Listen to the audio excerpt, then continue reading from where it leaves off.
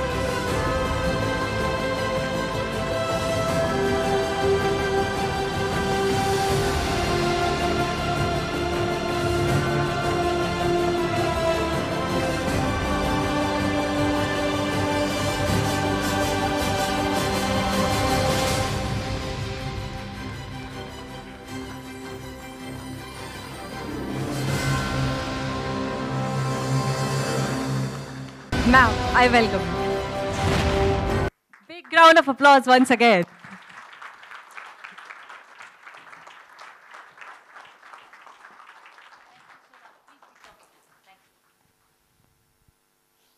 Please be comfortable. I had gone into the learning mode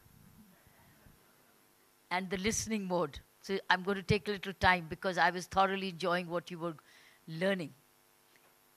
First of all, congratulations for coming all the way to learn, because life is all about learning. And it's never late. It's never late to learn at any stage of your life.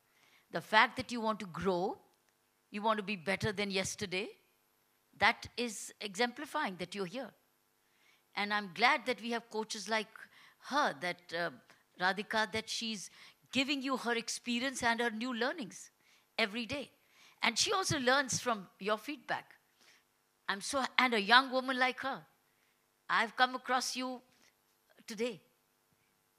For the first time I've come across, I travel, I get through these, but normally there are people who reach their level of pinnacle or maybe saturation. She's right in the middle, and she's willing to learn and give.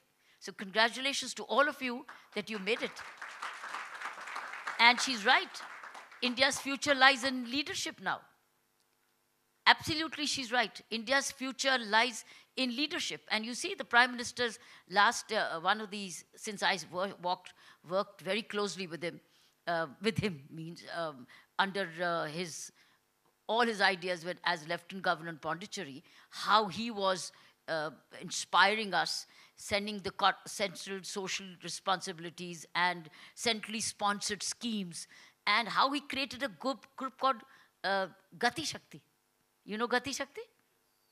Gati Shakti is where he brought departments together. He brought CXOs together. India's future lies in collaboration. India's future lies in coalitions. And what he did, he brought collaboration and coalition of CXOs and made them work together, think together, and deliver together, and execute together. And all those red tapes which was... So this is also needed in the private sector. I'm sure Radhika will come to a stage where CXOs get together at different levels. I'll show you some of those. While I saw what he did, I was instinctively doing on my own at my level. So let me quickly go through this. It's 10 o'clock now, we finish at 11? What time? Oh, no, we have half an hour. So what I'll do is it's a half an hour. I'll quickly go through the big foundation, then I'll come to some of the incidents from my life. And we'll I also want to leave a few minutes for the Q&A. So it will be a fast presentation because we have strictly half an hour. I think you've already seen this. And I have this for you. But you've already seen in the big wins. You see, I also believe, and you also need to go back, leadership began very early. Leadership began when you were boys and girls. What happens is we start thinking, school पढ़ लो, ठीक पढ़ लो. We are not understanding कि छोटी-छोटी बात में leadership होती है. When I was cycling all the time, I was fighting with the boys. I was in a track suit. I was leading my own way. And there was nobody other girl in Amritsar who was doing this. I was leading the rest of the society without knowing I'm leading. But I wanted to do it differently because I didn't want to be one of those many which I saw happening in the society. So, first of all, we need to, now you are also sitting as parents. Please understand that how you groom your children are the leaders of tomorrow. These courses will add, it's like a crowning glory. But beginning foundations are very, very important. So, in the Indian Police Service, I was not taught leadership. I was taught skills. I was taught the law. I was taught forensics. I was taught to investigate. I was taught to parade and fire, etc. But not leadership. But the service itself is leadership. We had come hardwired already, all of us colleagues. But we were all different. Same class, but responses were very different. Why? Because our backgrounds were different, how we led our lives as students. So now quickly go through the foundation and the preparation. Leadership is through sports. Now, this is as parents, but if you've gone through sport, go play. That's practical leadership. Find a time to play. If you played as a child, you got extra qualities. You got sportsman spirit. You will play by the rules. You'll be fairer by nature. You'll also be a team player because you learned it very early. So, leadership through sports is very, very critical. You've already seen. Leadership through academics, you've already seen because, again, you want to top and do better.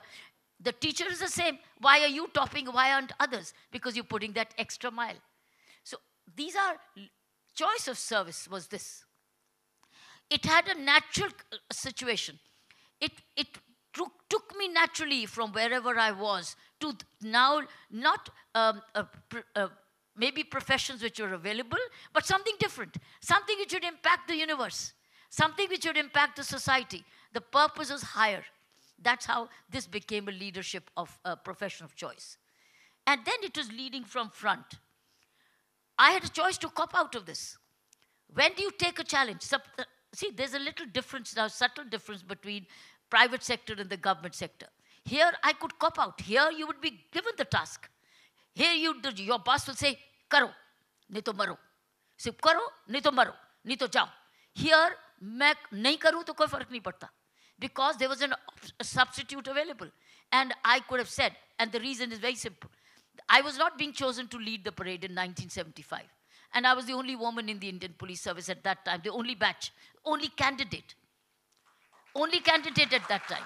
And my IG chose a man. I was I was most eligible. I was right in the top of the lead. And my IG chose a man who's my junior. My batchmate, but junior in rank.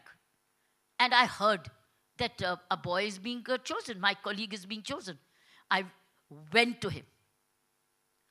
And this meant every day walking 20 kilometers a day practice with boots on, uniforms on, and in the peak of the winter of Delhi in the 70s. 70s winter was winter.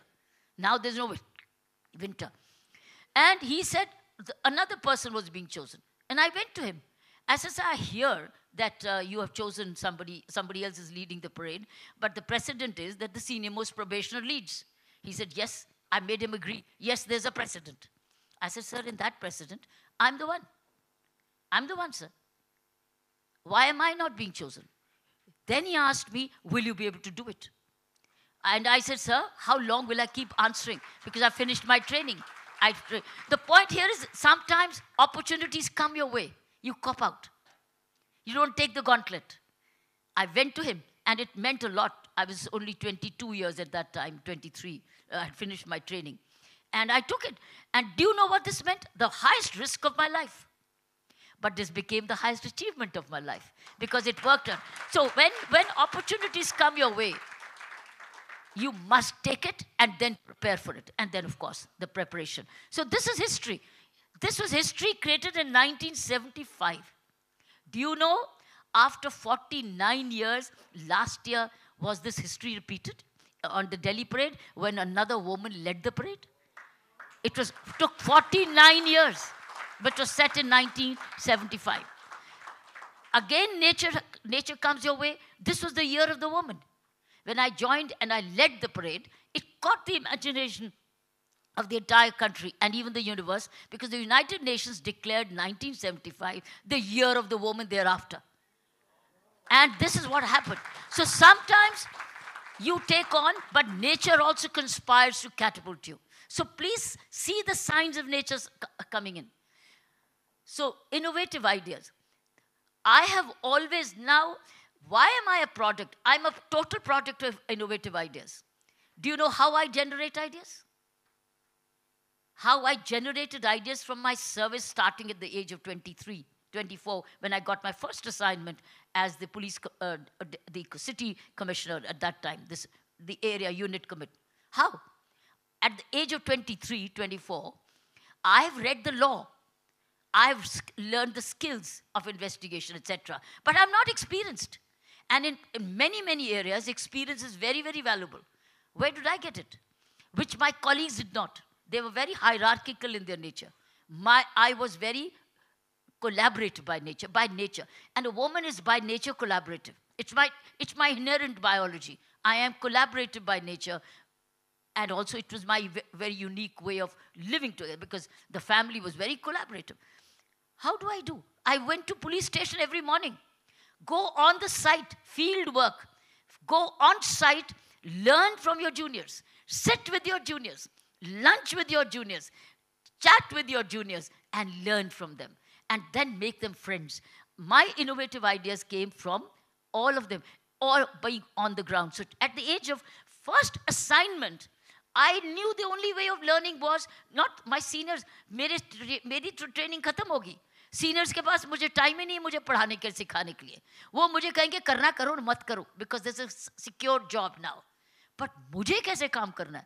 Am I going to be like the million others? Or am I going to hear for the purpose for which I come? It was change. Where did I pick up my ideas? Listening to my juniors. Every morning, I would leave early and be with my juniors at one unit or the other and chat with them, observe them, listen to them, and be with them. Now, this is an interesting idea which if you see, the red, what is this? There's a prison. While I'm Inspector General Prisons, how do the prisoners talk to me? They can't get email, but I want to know what's happening. How do I find out way? How do I find a way out so that I get to know what's happening in a closed institution like 10,000 prisoners? And so much is always brewing, and officers will not tell me. Prisoners will not complain. It's a block of information. But if I do not know as Inspector General Prison what's going on, how will I prevent crisis? How will I take it towards greater progress? What I did, I created this petition box. Nowhere in the world something like this happens.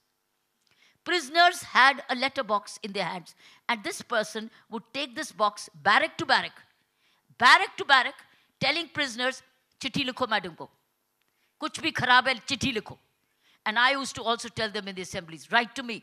आपको कोई शिकायत है ना, आपको मैं box दे रही हूँ, anonymously, चिट्ठी लिखो, चाबी सिर्फ मेरे पास है. और अब नहीं आप लिखोगे तो मुझे शिकायत मत करना कि ये हो रहा था. I put the ball in the court of the consumer. And I said, you will write to me and tell me what is not right. And I would remind them it was a communication box. So this is what I did. Why did I come up? It was a solution to a problem.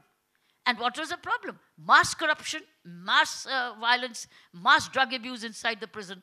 And I'm here as Inspector General, the first woman probably in the international community of prisons. But I wanted to prevent, I wanted to cure. So I created this box.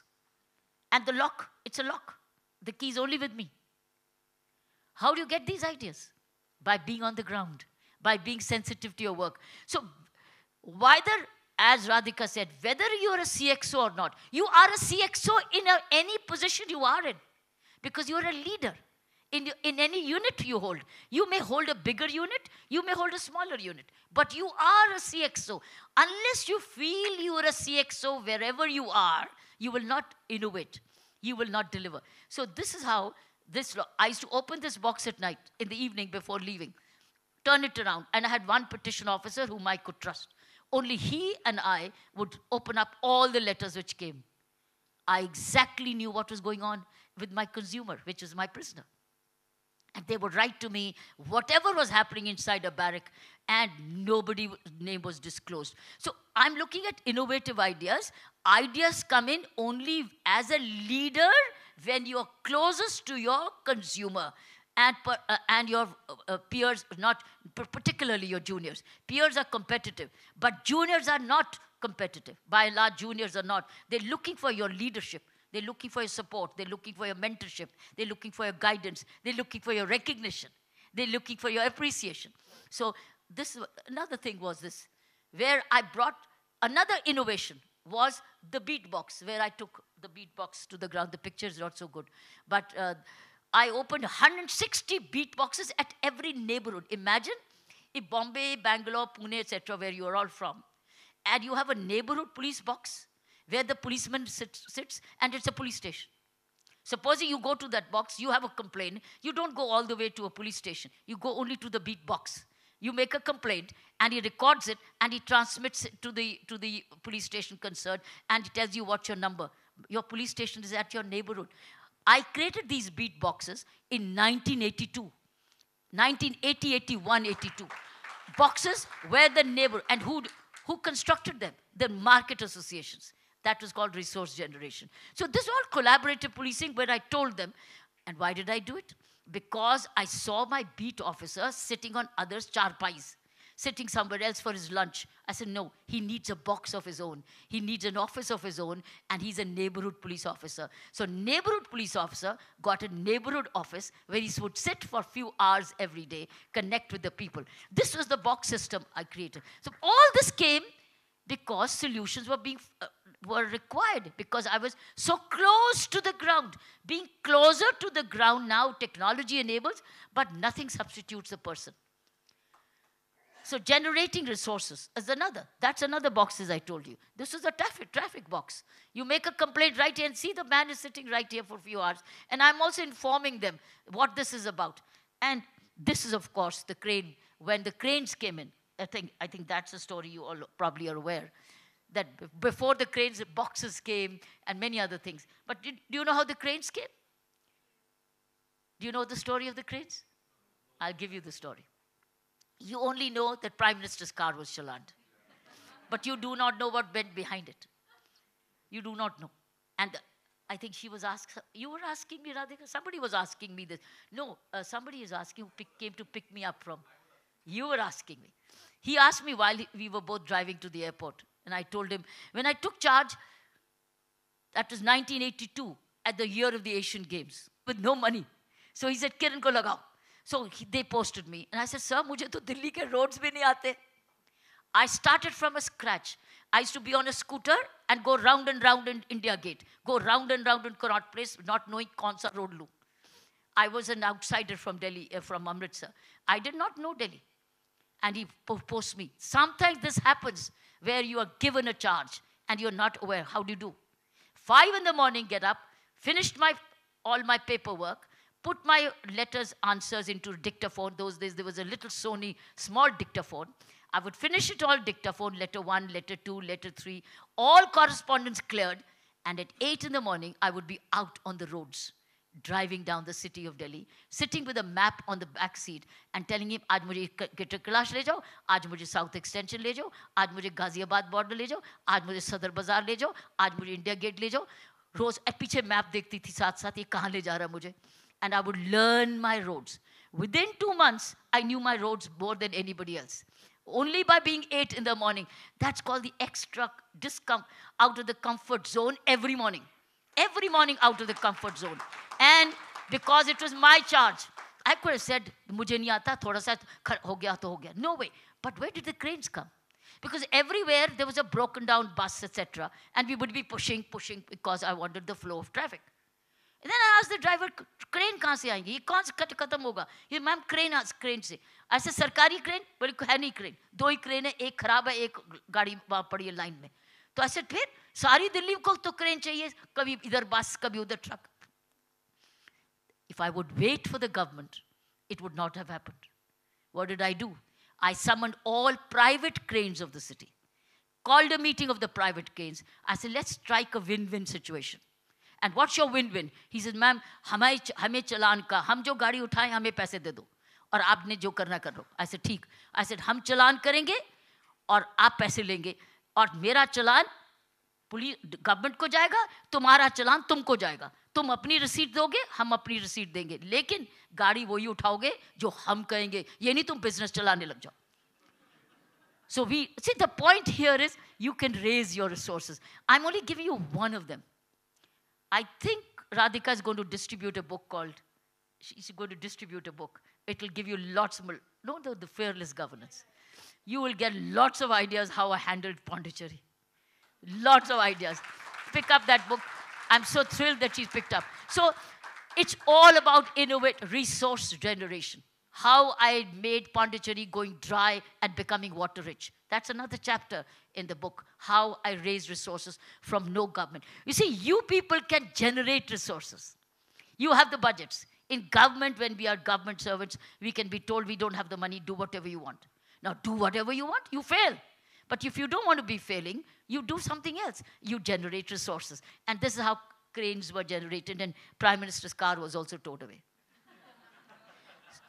This is standing for the right. So also standing for the right, where the Prime Minister's car was towed away. Had this newspaper clipping not been with me, I would have probably said, ye to bana rahi hai, nahi hui thi. Fortunately, the newspaper clipping fortune. And saving documentation is important. So here is the transformative leadership.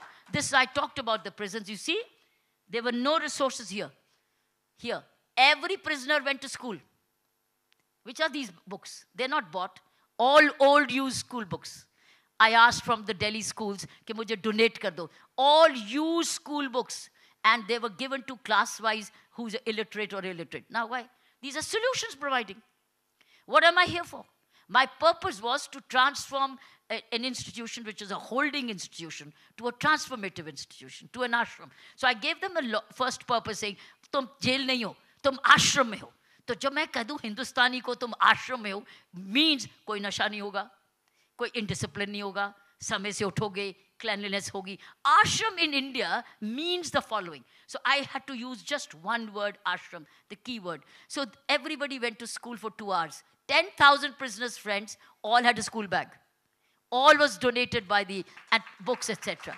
So this is what you see. This is, and then as it's a mindset. It's a mindset. And I've got another 2 minutes to finish because I want some Q&A. So you see, even in policing, I took meditation. Prisons, we took meditation to convert to change, address the mindset.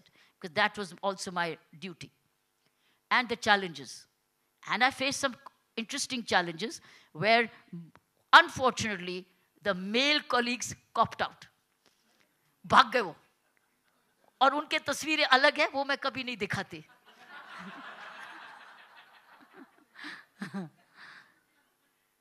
And now it's Pondicherry, where this gentleman, the chief minister of Pondicherry, till 4 years ago, gherowed my entire lieutenant governor house. They gherowed it because the money was not being swindled. Money was not getting allowed to be swindled. And see, this was our Rajanivas where I was staying. They're outside Rajwa with black shirts. These are all the challenges which he gave. So it's not hunky-dory, but lots happened. Reading and documentation is very important for all of you. Read, must read on your own as a habit. And keep your notes documenting. You can revisit them. Otherwise, you will never know what happened. Or maybe call the journal of yours. So journal writing, I'm sure Radhika will come to those. But writing your journal, keeping your notes, and reading as a habit is important. And this is the book she's going to give you very soon. And she asked you, what is your retirement? Do you know I had a retirement plan? At the age of 30 or 40, 35, 40, I founded a foundation with the colleagues of mine to reach out to the poor. Violent service. It was one of the first foundation ever in the country by serving officers who set up a foundation.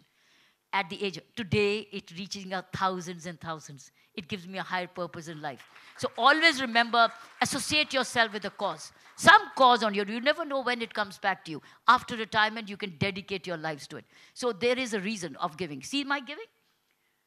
It started here. This was set up. Then this was set up after the Magsaysay Award. And this was set up while in COVID, starting online. So this is how it is working. It's all about. So these are your key practices, which I want to say. You have talked about focus. Staying focused, you talked about 5 key principles. Second is constant self-evaluation. Constant, means sitting on your own. Where are you going? What are you doing? Third is, this is the constant evaluation. Third is walking the work. All the time, walk the work.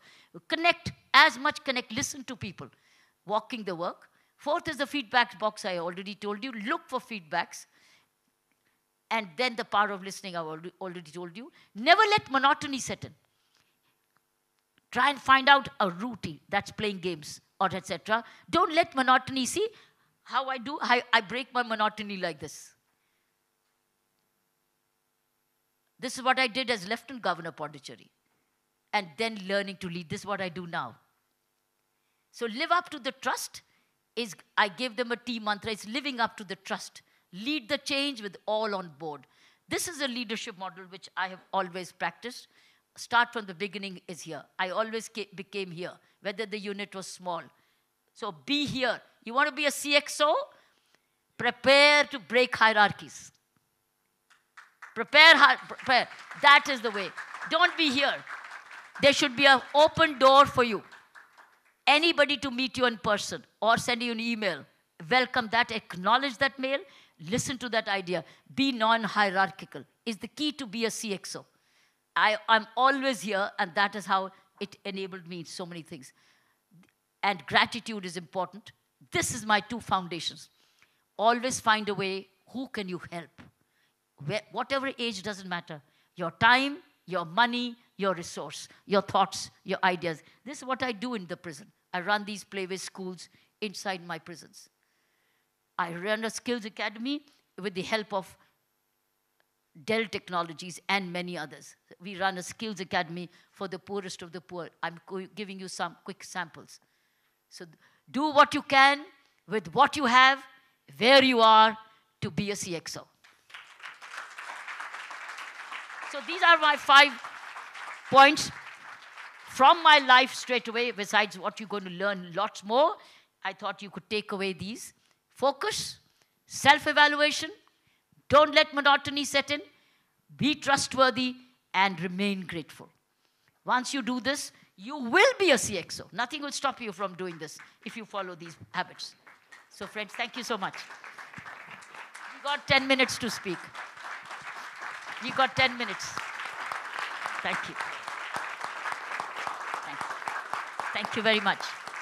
When Radhika invited me, thank you. When Radhika invited, she asked me yesterday over dinner, why did you accept my invitation the moment she sent a message or a WhatsApp? I said, because I live this. I thought, why don't I share my life with you?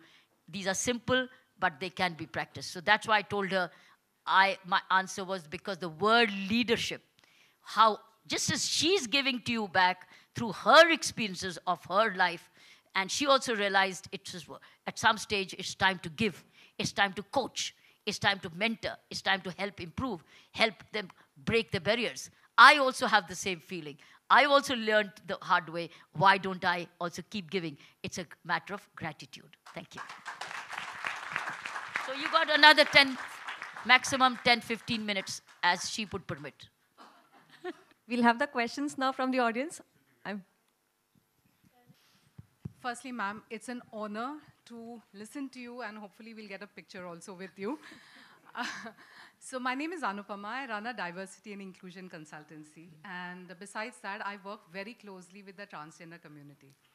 Okay, and I mean, though it's not a parallel, but I just wanted to check, you spoke about mindset. So when you work with the prisoners and you you still run this organization where you're rehabilitating prisoners, bringing them back into society. How do you, while you're changing their mindset, how do you change the mindset of society? Like, how do you get the society to, accept and what's being done on that? First, on the transgender community. Do you know where they can be best at? Transgender community, I've been propagating this for them. Not at clapping and begging. Absolutely not. Do you I know? place them in companies actually today. Okay. Do you And know still they make excellent security guards? Yes, yes. You can recruit them as security guards because they got the strength of the man, the height of the man, the muscle of the man, and also the heart of a woman. So I think they can make a very good. So we can make them security guards. Second is even drivers. They can be very good drivers. So they should not be wasted. Encourage them to become security guards and drivers, and you'll never have anybody at the nuisance on the traffic lights. So that means from the childhood itself, if you can groom them, कि हमको काम करना है, क्या काम करना है? Drivers की आज बहुत कमी है, बहुत कमी है, and you need that strength and endurance. So try that. Now, how do you change society? By just your own performance. No, so I meant like when you bring prisoners back into, like you're getting them back into the society, how did you have to work anything on changing mindset of the society also? Yes, of course. You're right. I didn't expect the society to immediately accept them. So I prepared them for a release. Our program was, do not go home to say, मैं पढ़ के आया, मैं meditation करके आया, देखो मैं कितना अच्छा आया, तो अच्छा हूँ. बोले को कहेंगे साबित करो. तो तुमने अगले 3-4 महीने साबित करना है कि तुम बदल के आए हो. So we prepared them, do not acceptance right from day one, so that you don't get disappointed. And that is, and second thing is, I was also preparing the society by constantly communicating with the media on the reforms inside the prison. So society was hearing, and they were to come and show. So I was preparing them, but you had to go and prove them. So I was doing both ways. Thank you, ma'am. We'll take the next question from here. The lady in blue. Radhika will stop whenever you say. Yeah, okay. Good morning, ma'am. Thank you for being here. You're truly inspirational. My question to you, ma'am, is with all these challenges, since such a young age, how did you take care of your physical security, safety, as well as the mental pressure or the torture, that would come across, because you had to raise your voice against a lot of bureaucracy, I'm sure. Especially, being a woman, and you were the first woman who have brought in so many changes at that young age. So how did you manage both the physical challenges as well as the mental challenges? Physical challenge was not a challenge. Okay. I was never alone. Okay. I had always a driver or a wireless operator, by and large. I always had somebody with me. So I was never alone. I never took that chance of letting myself be attacked that way. Even if I would probably be leading, I had people following me. Okay. See? So therefore, that happens in the armed forces. The leader is never left alone. Okay. Leaders, far too many good followers and very loyal followers. I had very loyal support followers. Second was? The mental pressure and the challenges, listen, I knew that there were outdated mindsets there. Right. I knew. So I gave them the concession and gave them the space to change and give them the choice, change or your problem, not mine. I will not change because you want me to change. Thank you, ma'am. Ma'am, I'm truly inspired, very honored to hear your address.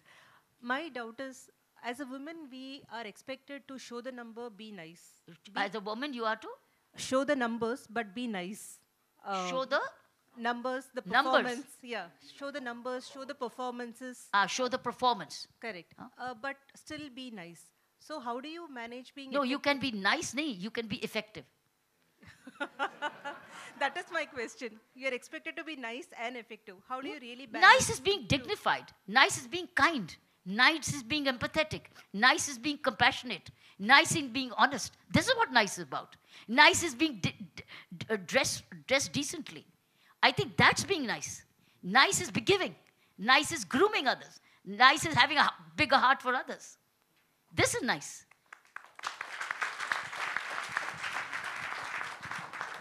That all of this be all this, then she's a nice person. Being trustworthy is being a nice person. Being giving is a nice person. Being helpful is a nice person. ये nice में छोटी बात नहीं है. Nice में बहुत कुछ है. So all this if you do, and then working hard. Very nice, hard working, but very nice. Very good boss. Recognizing your junior is being nice. Never gossiping is being nice.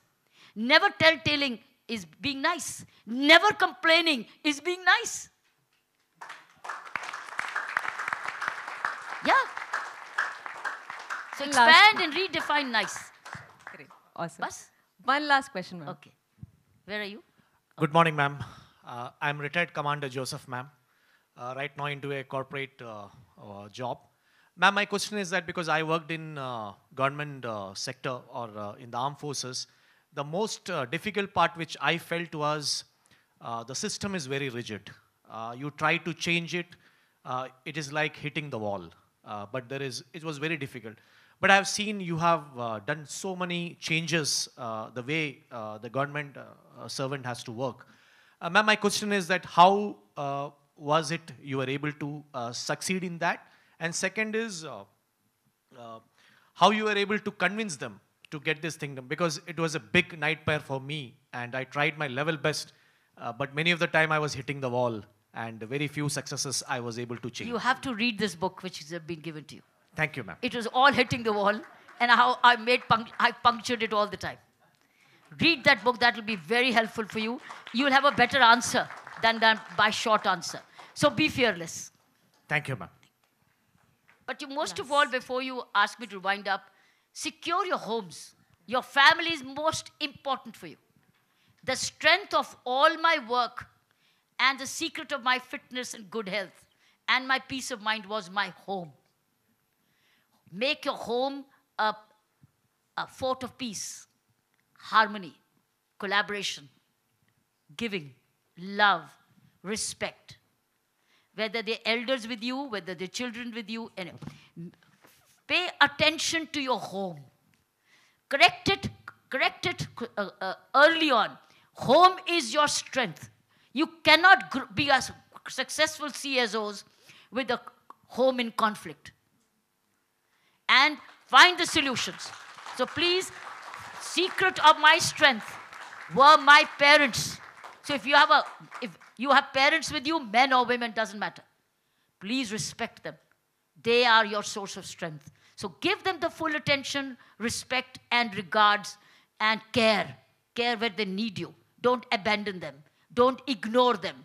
Have meals with them. Meet their needs. Accept certain eccentricities of they are the most valuable asset. And of course, keep them busy.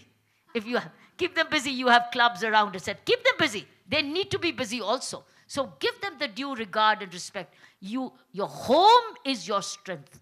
You want to be good CXO, successful, happy, and go to a happy home, you need a happy home. So do all that sharing. Don't be miserly in spending at home. Give lots of good gifts and presents to your elders, etc. Be good family. It could be brothers and sisters as well.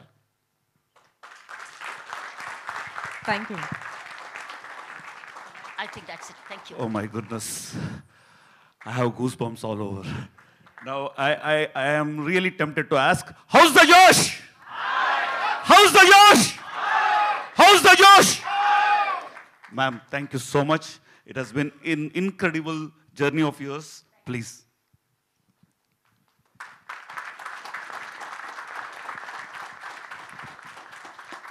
On behalf of CXO community, CXO Incubator, it's my pleasure and an honor to thank Dr. Kiran Bedi. Ma'am, I extend our heartfelt gratitude to Dr. Kiran Bedi for her inspiring and thought-provoking keynote address today. Dr. Bedi's remarkable journey in dedication to public service, commitment to justice, and relentless pursuit of excellence, serve as a beacon of hope and a model for all of us. Her insights today have not only enlightened us, but also challenged us to think more deeply about our roles in creating a better society. The wisdom and experiences shared by Dr. Bedi will undoubtedly leave a lasting impact on all of us. The most important of all that I liked is the 5 leadership ideas that she mentioned, and the last statement of taking care of our home and our elders. Ma'am, I am indebted to you. Thank you so much. Now, I would like to thank Dr. Bedi for taking the time to share her invaluable perspectives with us. Your words have truly motivated us to strive for greater heights. We are deeply grateful to you for your presence and for enriching this event with your valuable insights. Thank you, and I request all of you to please give one more round of applause, please. Thank you. That's very innovative. Take ownership for it. I request Radhika to present a memento to Dr. Bedi, please.